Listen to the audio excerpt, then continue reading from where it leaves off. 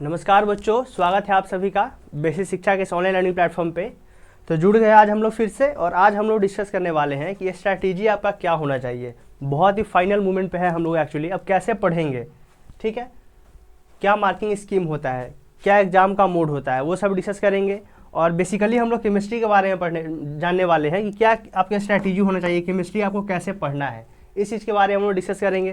तो पहले हम लोग एग्जाम पैटर्न देखेंगे, फिर सब्जेक्ट वेटेज देखेंगे कैसा है, फिर हम लोग नंबर स्कीम चेक करेंगे। क्लियर है? तो आइए स्टार्ट करते हैं। मोड ऑफ द टेस्ट आपको पता है एग्जाम किस मोड में होता है, पेन एंड पेपर मोड में होता है, OMR बेस्ड मिलता है। ठीक है, आपको OMR शीट दिया जाएगा, OMR शीट आपको फिल करना होता है अकॉर्डिंगली ऑप्शन चेक करके। ठीक है, टेस्ट पैटर्न होता है कैसा, ऑब्जेक्टिव टाइप होता है और MCQs आपसे पूछे जाते हैं। MCQ होता है मस्ट एक्सपेक्टेड MCQs, वो होता है आपका क्वेश्चंस में। और टोटल नंबर ऑफ क्वेश्चंस अगर देखी जाए तो आपके लिए 100 क्वेश्चंस पूरा का पूरा अलॉट किए जाएंगे। कितने होंगे? 100 क्वेश्चंस रहेंगे। ठीक है, ईच कैरी 3 मार्क्स। पूरा 100 क्वेश्चन में कितना 3 मार्क्स के होंगे, मतलब 300 का टोटल पेपर होगा। टोटल मार्क्स कितना रहेगा आपका? 300 बच्चों। ठीक है, और एक बात मैं बता दूं आपको, तो कोई भी नेगेटिव मार्किंग नहीं होता है। ठीक है, नो नेगेटिव मार्किंग। आप देख सकते हैं आपके जो भी टेस्ट होंगे आपका CHS का, उसमें कोई भी नेगेटिव मार्किंग नहीं होता है। तो एक तो प्राइम फोकस आपका ये होना चाहिए, अगर आप एग्जाम देने जा रहे हैं तो सीधी सी बात है, जो आ रहा है वो क्वेश्चन आपको पूरा का पूरा अटेम्प्ट करना है। अगर जो नहीं आ रहा है उसको आप थोड़ी देर के लिए स्किप करेंगे, आप आगे बढ़ेंगे। जो आ रहा है वो करिए, और लास्ट में आपको ये ध्यान देना है कोई भी क्वेश्चन आपसे छूटना नहीं चाहिए, चाहे वो आए या ना आए उसको भी आपको फील करके आना है, क्योंकि आपके एग्जाम पैटर्न में कोई भी नेगेटिव मार्किंग है ही नहीं, तो क्वेश्चन क्यों छोड़ना, सीधी सी बात है। आगे देखते हैं, आगे अब केमिस्ट्री में कितने सवाल आते हैं। 100 क्वेश्चन टोटल रहते हैं। ठीक है, टोटल क्वेश्चन कितने रहेंगे? 100 रहेंगे, जिसमें से 25 क्वेश्चन आपको केमिस्ट्री से पूछे जाएंगे। क्लियर है? केमिस्ट्री से। और एक क्वेश्चन कितना मार्क कैरी मार्क करेगा? 3 मार्क्स। तो 25 क्वेश्चन कितने मार्क करेंगे आपका? 75 मार्क्स। क्लियर है बच्चों? ये चीज आपको ध्यान देना है।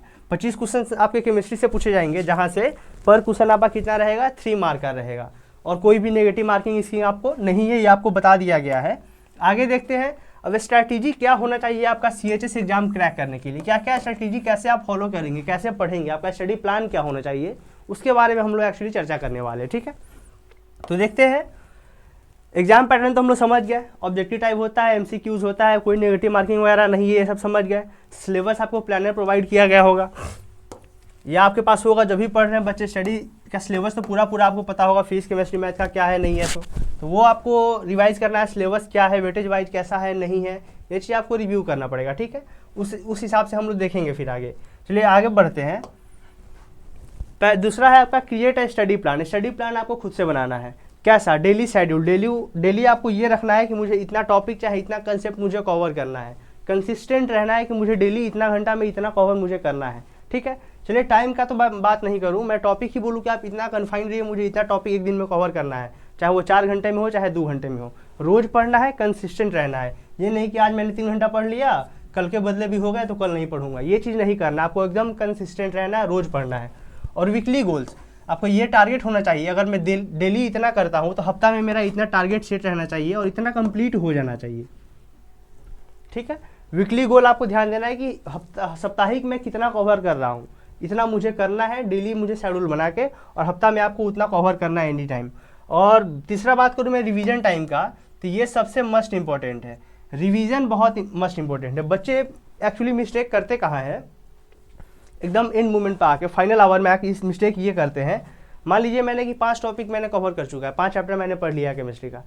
ओवरऑल पूरा 6 चैप्टर थे, सपोज मैंने 5 पढ़ लिया, एक मेरा छूट गया है, तो वो 5 जो पढ़े हैं उसका प्रॉपर रिवीजन ना करके लास्ट आवर में बच्चे ये करने लगते हैं कि जो छूटा है मैं उसको भी कवर कर लेता हूँ।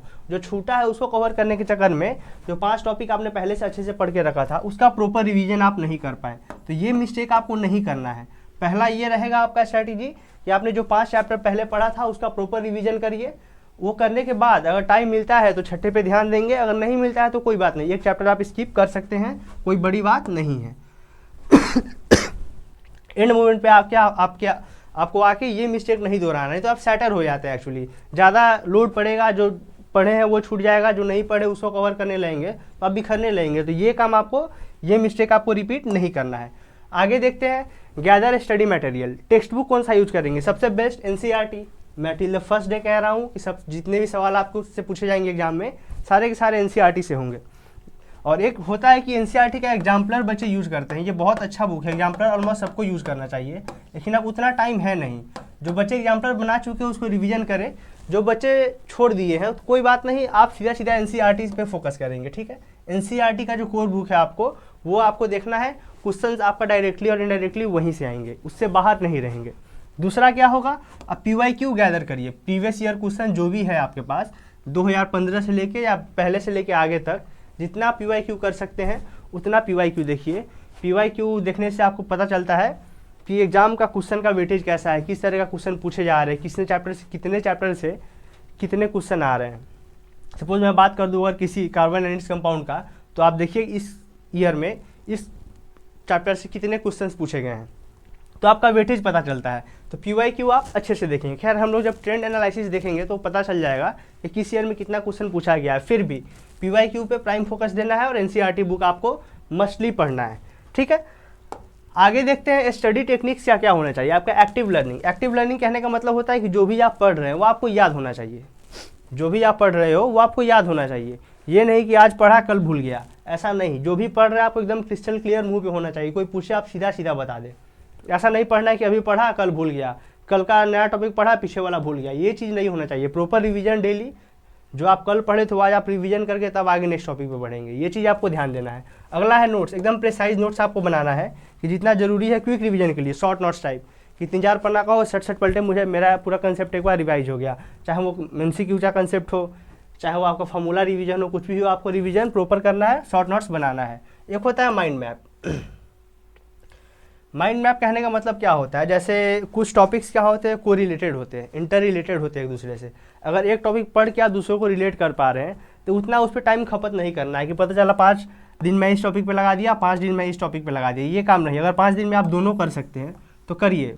कुछ टॉपिक इंटर रिलेटेड होते हैं, इससे आपका टाइम बचता है, तो ये चीज़ आपको ध्यान देना है, ठीक है। जैसे मैं फिजिक्स में देखूँ तो होता है कुछ topic force and laws of motion और मोशन जो है मिलता जुलता है, आप चाहे तो दोनों एक साथ कर सकते हैं, ठीक है। इसी प्रकार का जो भी टॉपिक आपका मिलने वाला है तो आप टाइम बचाने के लिए ये स्ट्रैटेजी आप अपना सकते हैं, ठीक है।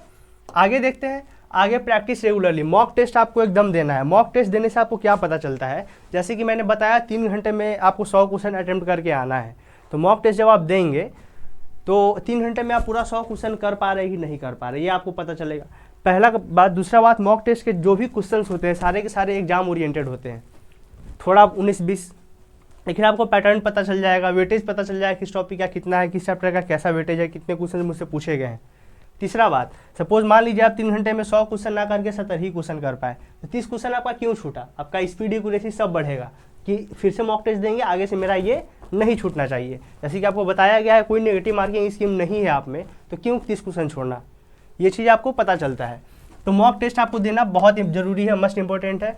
टाइम्ड प्रैक्टिस, मतलब निर्धारित समय में आपको उतना कर पा रहे हैं कि नहीं कर पा रहे हैं, ये पता चलता है। टाइम प्रैक्टिस होना चाहिए। चलिए मैं बात करूँ और 3 घंटा में 100 क्वेश्चन करना है, तो ध्यान में है कि हाँ मुझे 100 क्वेश्चन करना है, नेगेटिव मार्किंग नहीं है, पूरा क्वेश्चन अटेम्प्ट करूँगा, लेकिन छूट रहा है, तो अगर क्यों छूट रहा है, तो टाइम प्रैक्टिस इसको कहते हैं। निर्धारित समय में आपको इतना टारगेट लेके चलिए कि हमको ये काम करना है।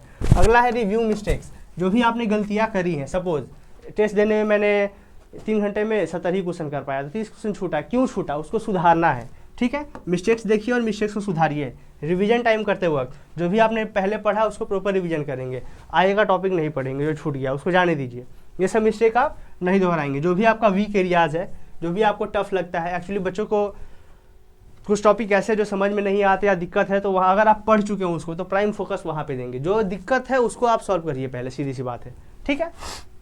आगे देखते हैं, आगे फोकस ऑन कोर्स। केमिस्ट्री का कोर्स वो क्या क्या है, केमिस्ट्री में जो भी आपका इंपॉर्टेंट टॉपिक है उस पर आप देखेंगे वेटेज वाइज कितना क्वेश्चन पर ईयर कितना पूछे गए हैं, वेटेज वाइज आपको देखना है, ठीक है। की कंसेप्ट जो भी है, की कंसेप्ट, ठीक है। कंपाउंड का जो नाम वगैरह होता है, नेम ऑफ इंपॉर्टेंट कंपाउंड, ये सब आपको देखना है, क्लियर याद करना है आपको, सीधा सीधा आपके दिमाग में होना चाहिए, क्रिस्टल क्लियर कंसेप्ट आपका दिमाग में बैठा रहना चाहिए कि ये मुझे याद करना है। जो भी 1 वर्ड आंसर होते हैं, पूछ लिया सपोज कि ब्लू वाइट्रॉल का क्या फॉर्मूला होता है, सोडियम बाइकार्बोनेट का क्या होता है, तो जो भी आपका की वाला चीज़ जो है 1 वर्ड आंसर है, जो सीधा सीधा डायरेक्टली पूछा जाता है, वो आपको ध्यान में बच्चों एकदम होना चाहिए। तो ये हमारा स्ट्रैटेजी रहेगा एग्जाम पैटर्न का, इसको फॉलो करेंगे आप लोग और इस तरीके से पढ़ाई करेंगे। और एक बात मैं बता दूं तो CHS क्रैश कोर्स आपका स्टार्ट हो चुका है। यहाँ पे फीचर्स क्या क्या है मैं एक बार बता दूं आपको। वन शॉट में आपको पूरा का पूरा लेक्चर पढ़ाया जाएगा, 1 से 2 लेक्चर में, मैक्स टू मैक्स 2 लेक्चर, जो बहुत वेटेज वाइज है लेंथी है उसको 2 लेक्चर, नहीं तो वन शॉट में 1 लेक्चर में आपका पूरा का पूरा टॉपिक पढ़ाया जाएगा। अगला है chapter wise practice set of test series. Chapter wise practice set आपको मिलेंगे और टेस्ट सीरीज भी मिलेंगे। स्टडी प्लानर कंप्लीटली मिलेंगे सारे के सारे सब्जेक्ट के, और मॉक टेस्ट 5 मॉक टेस्ट मिलेंगे स्टडी कंप्लीशन के बाद। और बच्चों मॉक टेस्ट बहुत इंपॉर्टेंट है, इसको देना आप लोग ना भूलें। मॉक टेस्ट आप लोग दीजिए, आप लोगों को पता चलेगा कि आप कितने पानी में है, कितना आप अटेम्प्ट कर पा रहे हैं, कितना छूट रहा है नहीं छूट रहा है। मिस्टेक रिव्यू करेंगे, उसको सुधारेंगे, आपका स्पीड और एक्यूरेसी जो है वो चेंज होगा। ठीक है बच्चों, तो आज के लिए इतना ही। Thank you so much.